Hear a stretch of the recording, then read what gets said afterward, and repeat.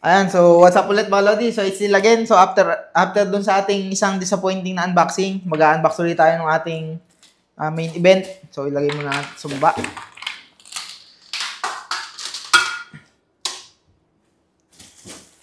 So ito yung ating special na i-unbox.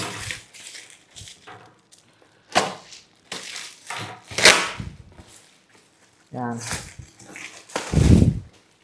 So, hopefully, kumpleto yung ating na-receive na package kasi medyo may kamahalan to. Sayang naman kung hindi natin Ayan. So, dalawang box siya.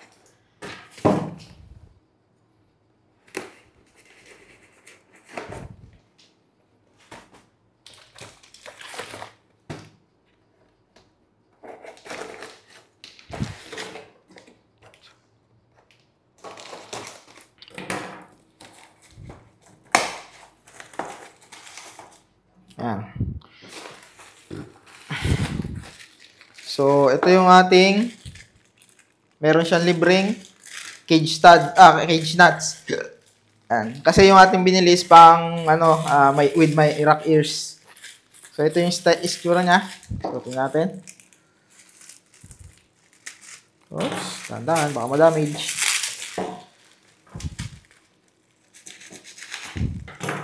Ayos naman, yung packaging niya, ayos. Yan. So, ito yung kanyang, yan, sakto, yung Quasi KWS 300. Tapos yung kanyang plug is UK yung binili natin para naka-plug. So, ito yung isa.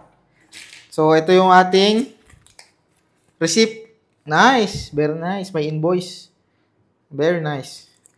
Thank you sa seller. Thank you for the receipt. Ayan, receipt. Invoice. Yan, meron tayong invoice. So, although low quality yung invoice niya, pero at least nag-provide. So, I think we should be unboxing this in English because the seller is, I think, from abroad.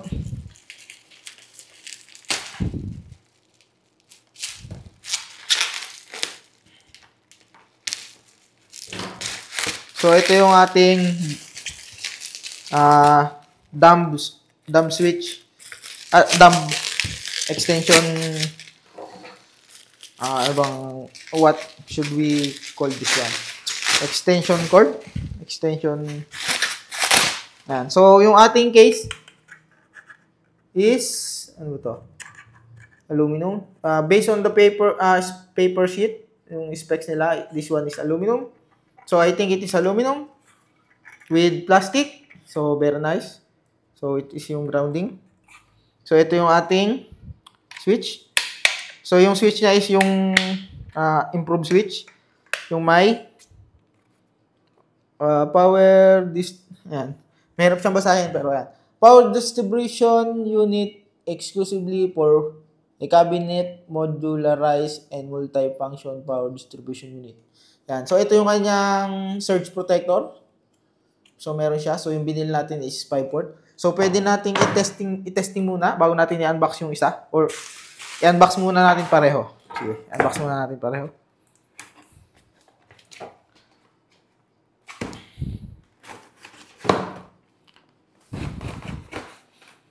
So, ayan. So, bakit ako bumili ng gantong extension and not the normal one? Wala lang. Gusto ko lang yung aesthetics.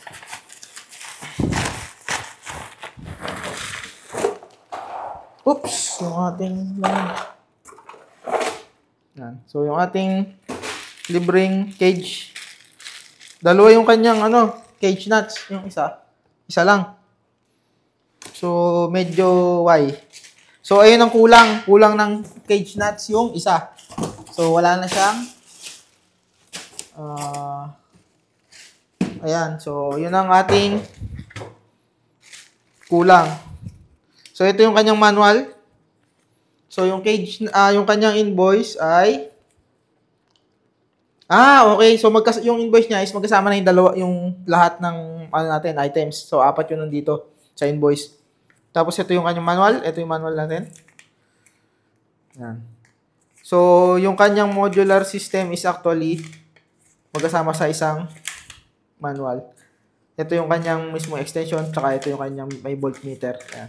So anyway, let's proceed. So yung ating cage nuts na libre is no problem because marami ako dyan. So hindi na natin sila itatag dun sa ating kulang na cage nuts for the negative review. But hoping that all of these items are working fine. So let's check.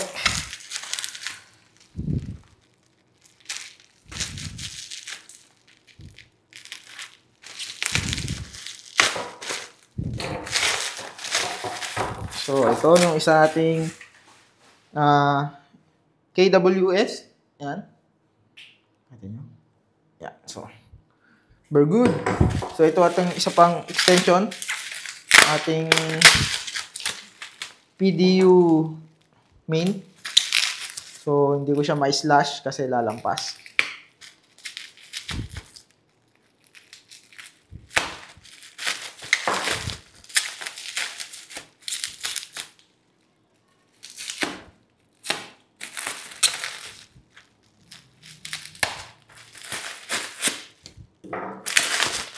Yan.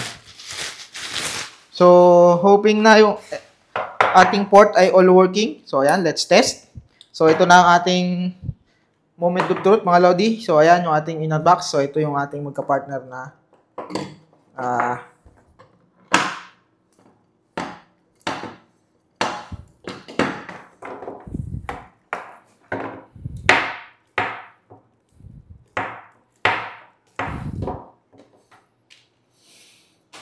yan. So, bago ang lahat, isaksak natin. So, dito. Ito muna.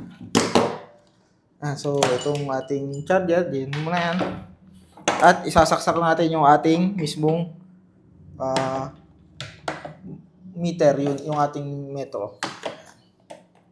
So, ayan. So, nag-on na. Ayan, nag-on na.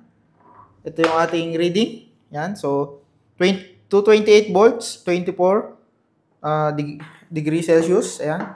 So, okay. Working yung ating voltmeter unit. So, isaksak natin yung isa. So, hoping na walang problem. Oops, hindi kasya sa saksakan. Kasi medyo... So, tanggalin muna natin itong isa. Lahat. So, tanggalin muna natin yung ibang port kasi hindi kasya.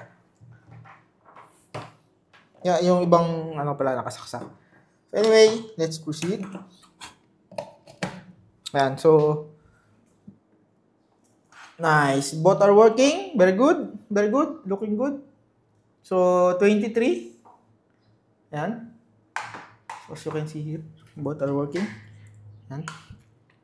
So, meron siyang function. Ito, yung menu. Pangpalit nung. Ayan. Kilowatt. I'm not sure yung F. Anong ibig sabihin?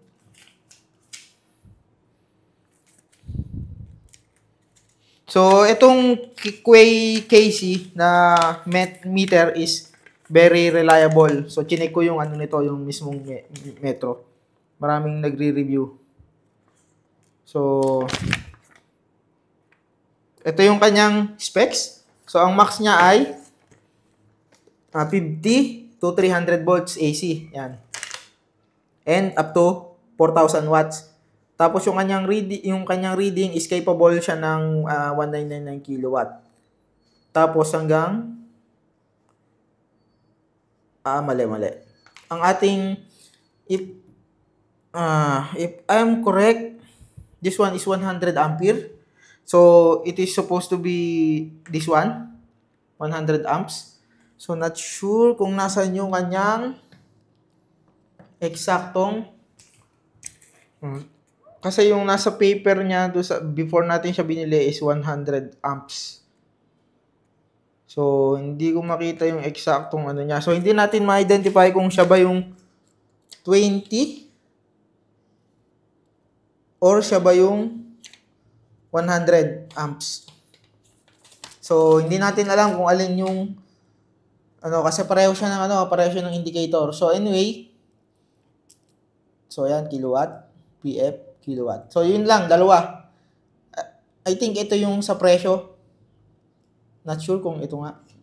Babasahin ko later yung yung kanyang specs. So, anyway, i-ano natin. Sige, kilowatt muna natin. Magkaiba pala. Try natin.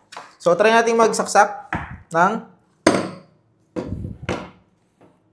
so, ito yung kanyang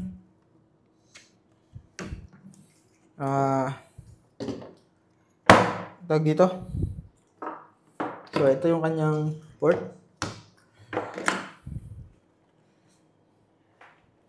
Ano ba yan? Ito nakikita nyo.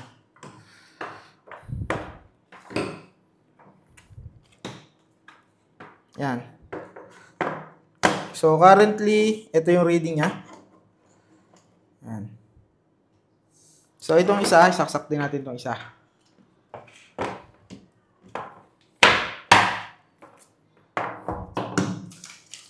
So, dapat tayong humanap ng malakas na mag-consumption.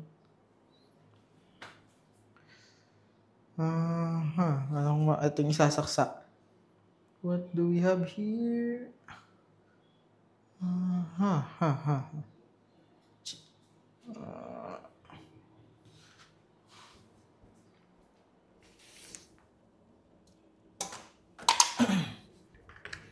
Maybe we can play with our battery. Okay, so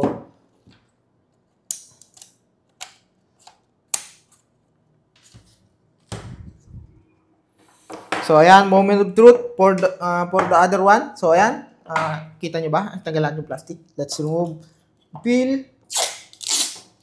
So ito yung ating peeling time. So ayan, kita nyo ba mga lodi? So ite-testing lahat natin yung port. So not sure if this one is on. I think not.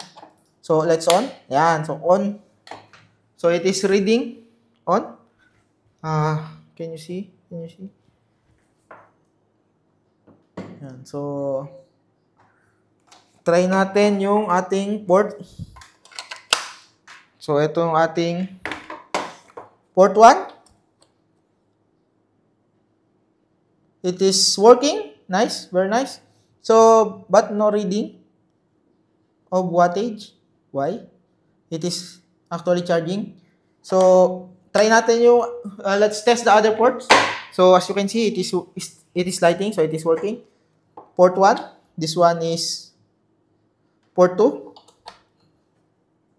Very nice. So, this one is port 3. So, lights off. Port 3. There. It is reading. There's a burst of watt. So, let's try again the other port. So, as you can see here, it's moving like 0.001 watt. There, 1.19 watt. So, it is very, very low wattage. So, let's try yung the PF module. I'm not sure what does it mean. So, ito ay port 5. There, it is reading. So, my English is very jumbled.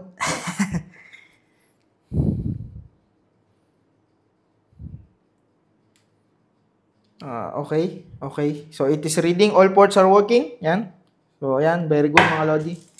So, I think I will be speaking more on just a Taglish. So, it is well... there, it's reading. So, it is 9 watts. So, I'm not sure why the other ports are not working. Like, it's not reading. So, this one is currently charging. So, if there is a performance, so if you move here, kilowatt, it is still reading. So, let's try the other ports. It's 0. Port 4. Yes, it is now. Why? It's not. Something is not right. Now, it is not reading.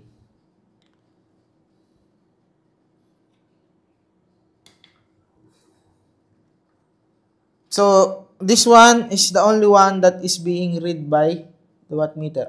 There, it's moving. There's a change in wattage. So, let's try again for another port. So, like, there's a delay like 5 seconds, 3 to 5 seconds. So, port 3. There, it's reading, it's reading. Let's wait. Nakawawa na yung battery natin. Patay buhay. So, let's wait. Maybe it's reading the battery.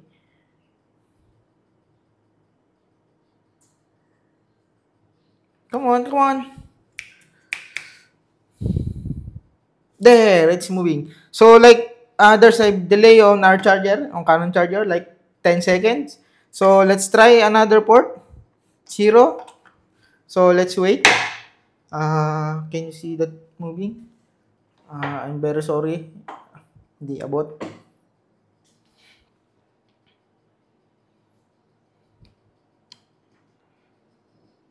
Let me get it close. Let me get it closer. So, ayan. So, let's wait for it to change. There. So, after 10 seconds, it is now reading. So, PF, performance, so 61. I'm not sure about the PF. So, ayan. So, ayan yung ating mga Lodi. So, reading na yung meter natin is 8 watts. So, 0. There. Ayan. So, ito pa. So, may delay yung ating battery. Ayan, yung ating charger. 8 seconds. Around 8 or let's say 5 to 10 seconds yung delay nitong ating battery to read.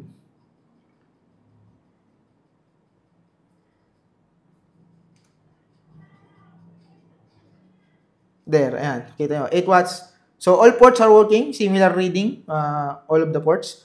So, itry natin yung itong isa. So, I think I know what I'm going to test. So, itest natin yung ating Mac. Next one is yung Mac. So, this one is fully working, yung ating reading. So, I plan to mount this one like this. So, I can see. So, ayan. So, I'm planning to mount this like this. So, I can see this meter working. It is more of aesthetic sheets that I want to do on my desk. So, try natin yung ating isang, diyan muna. So, yung ating Mac naman ang itatry natin. Diyan muna. So, where's the charger? Here. So, ayan. Paglalaruan natin yung ating Mac.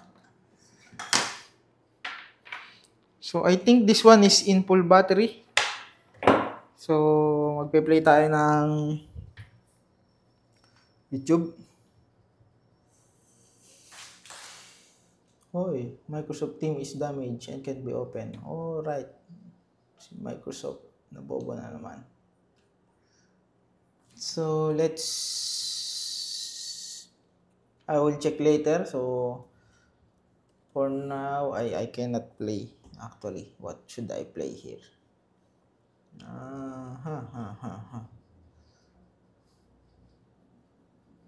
I can play this on mute.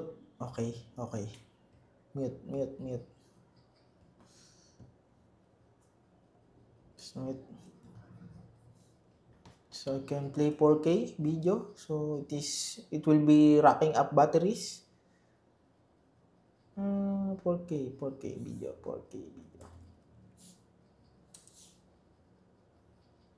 Norway 4K. Yan. So we are playing at 4K resolution and then max.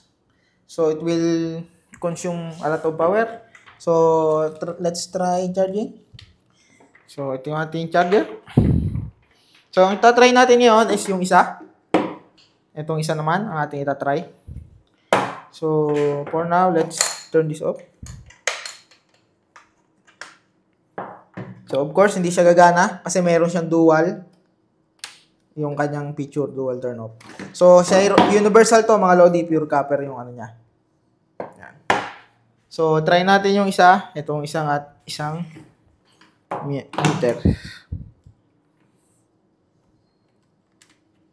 Yan. So, This one is currently turned off.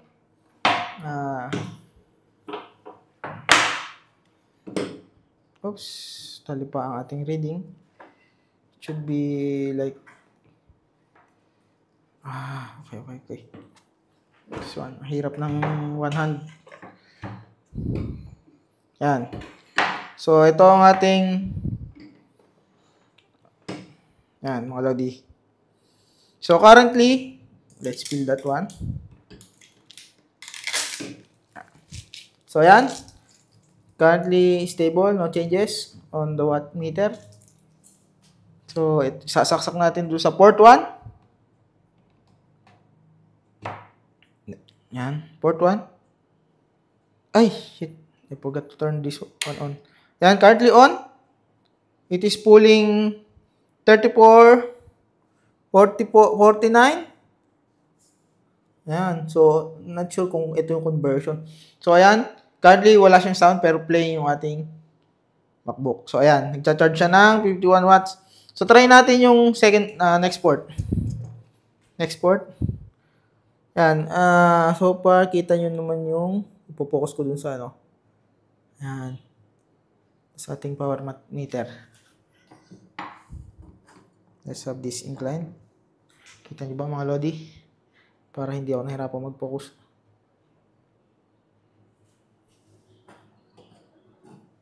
Clear. Nare-read nyo ba? I think readable naman. So, ayan. Let's try yung other port.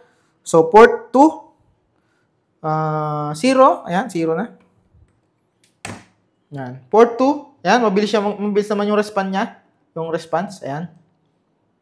So, currently, it is 45 watts, 46, 47, 51. Okay, so working. So, yung ating port 3, 0. Ayan, 0 na. Ayan, so, currently, 38, 43, 44, 50, 49, 47, 49, 53. So, ayan, naglalaro yung ano niya. Kasi yung consumption, mabilis yung charger natin. Ito is rated for 140 watts. Ayan. So, port, nasa na tayo kanina? Port 3, port 4. Ayan. Port 4. Yan, all working. Nice, very nice. So, try natin yung performance. So, ayan. So, ito I think yung time niya. So, ayan. Working. So, nasa port 5 na tayo. Port 5, ayan. Port 5. Still working, very good.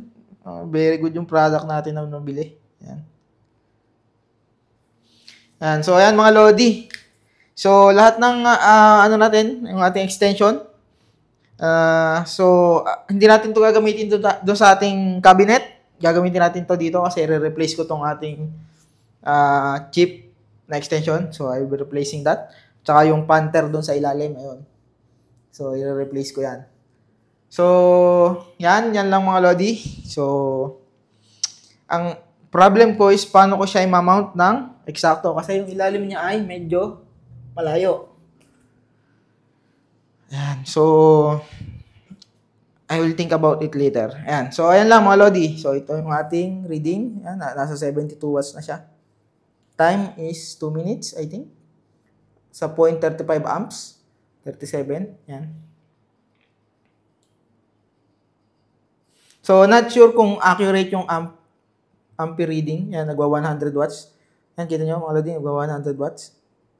So, yung ating original na charger, yung isa, is not capable of, kasi ito 142 eh. Yung ating isang charger is 94. Ayan. Medyo malaki yung charger. Ayan. Kasi nag 100. Kung baka magtaka kayo, bakit kaya nito. Ayan. So, yun lang mga lodi.